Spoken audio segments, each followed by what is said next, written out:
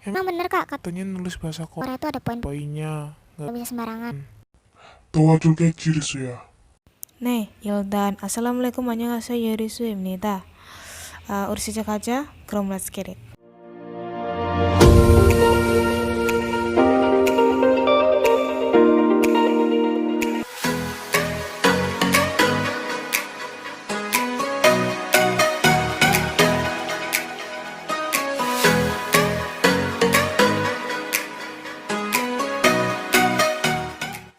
Jadi bola-bola untuk video kali ini kita akan belajar tentang apa saja yang perlu diperhatikan dalam penulisan Hangul. Nah, jadi nulis Hangul tuh nggak asal nulis tek tek tek tek gitu kan, nggak.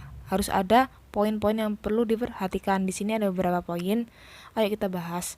Poin yang pertama, di sini ada konsonan dan vokal tidak dapat berdiri sendiri. Oke, maksudnya gimana? Maksudnya adalah konsonan dan vokal itu nggak bisa ngadeg dewe. Ya, misalnya di sini giok, di sini a. Nah, di sini ada jarak nih. Ada distance ya, ada jarak. LDR gini nggak bisa.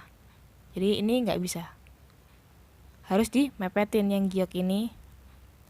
Ya, ini harus di sini. Ya, deket sini. Kalau berjarak gini nggak bisa. Jadi jelas ya, tidak dapat berdiri sendiri nih. Kalimatnya tidak dapat berdiri sendiri. Jadi ngadeg dewean ngono nggak iso.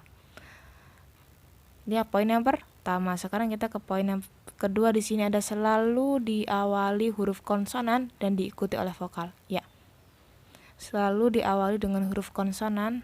Ya maaf, konsonan. Ya Allah. Ya, di konsonan dan diikuti oleh vokal. Konsonannya tadi adalah giok ya. Terus a. Ya. Contoh lain, misalnya nian a gitu ya. Harus ada huruf konsonan dulu, baru diikutin oleh vokalnya. Ini juga kan ini konsonan, ini vokal. Oke, selalu ya, selalu konsonan dulu baru vokal. Nggak bisa langsung vokal gitu, nggak bisa. Ya Allah, bentar. Ya, kita ke bawah. Ya, di sini kita ada apabila tidak ada bunyi konsonan, maka dibantu dengan konsonan iyang. Ya, dibantu dengan konsonan iyang nih. Buletan ini loh. Ya, misalnya kalau kita mau nulis kata ada gitu, gimana Kak? Kan nggak ada vokalnya, nggak ada konsonannya. Jadi kita nulisnya pakai iyangnya dulu. Iyangnya kita tulis, baru a. Baru diket a. Jadi ada. Kalau ininya hilang, iyangnya nggak ada, ini nggak bisa dibaca ada. Adanya vokal a, adanya ya, vokal a dan da. Jadi bukan ada, tapi vokal a dan da gitu. Terus poin yang selanjutnya kita ada apabila tidak diikuti vokal, maka konsonan tersebut diletakkan di akhir, kecuali ini nih, RSBD. Ya, kecuali RSBD yang ini nih ya. Nih, kecuali yang ini nih. Kenapa? Karena RSBD ini kalau di akhir kata, di akhir kalimat kayak real, sio, terus biep dan tiget, dia bukan dari akhiran itu. Misalnya ini kan di akhirnya L ya.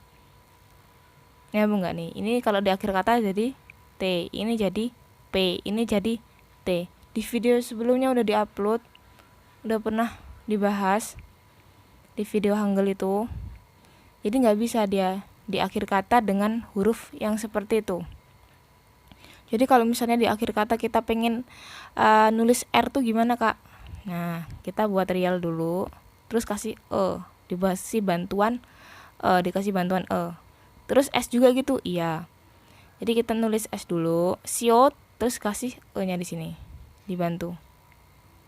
Dia nggak bisa kalau cuman sio doang, real doang, karena artinya nanti karena pengucapannya beda lain, gitu ya.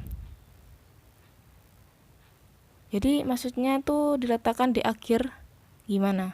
Diletakkan di akhir tuh kayak misalnya kayak gak ya, Nah, ini kan nggak ada teman vokalnya nih, di sini nggak ada nih, di sini nggak ada ya, di sini nggak ada ya, di sini kan nggak ada.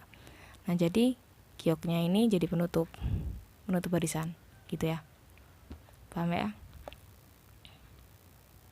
Terus poin yang selanjutnya kita ada untuk penulisan F nggak ada, untuk penulisan H di akhir itu nggak ada.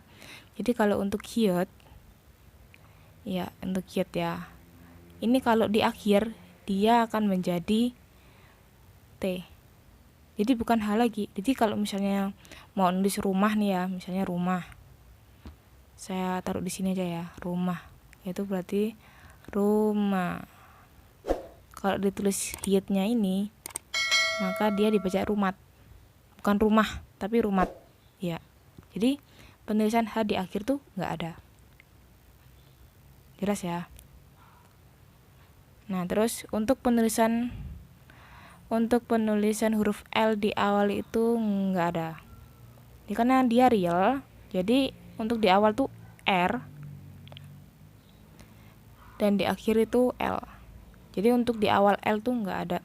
Tapi Kak, Mbak Lisa itu kok bisa namanya Lisa tapi abjad Koreanya dia buat seperti ini, Lisa ya, yaitu kayak misalnya dipas-pasin aja karena nggak ada L di awal, makanya dia pakai real di awal. Untuk maksudnya gini, biar lebih enak aja lah. Jadi bisa disimpulkan bahwa real ini untuk di awal dia bisa pakai R, bisa pakai R, R dan L ya. Di awal kata dia bisa pakai R dan L. Jelas ya?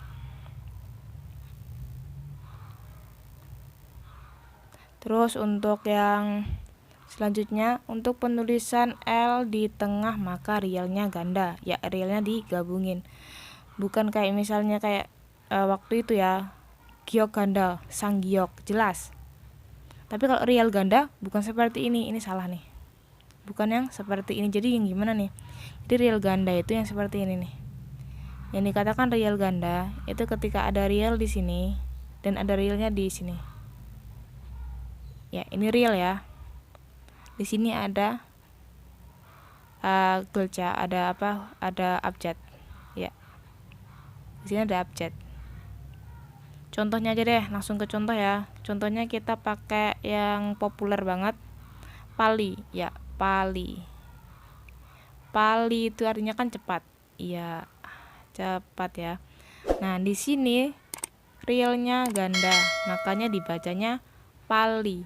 Kalau realnya cuma satu, misalnya kita hapus nih ya. Real yang ini kita hapus. Ya, terus kita kasih yang di sini dibaca Pari, bukan Pali. Karena kita inginkan bacaannya Pali, maka realnya ganda. Realnya ganda. Nah, di sini kasih real lagi. Ini yang dikatakan real ganda, bukan berjajar. Bukan kayak sang giok kemarin ya. Nih. Salah ini.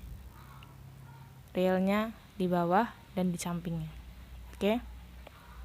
Untuk selanjutnya, untuk penulisan Y dan Y itu nggak ada. Ada.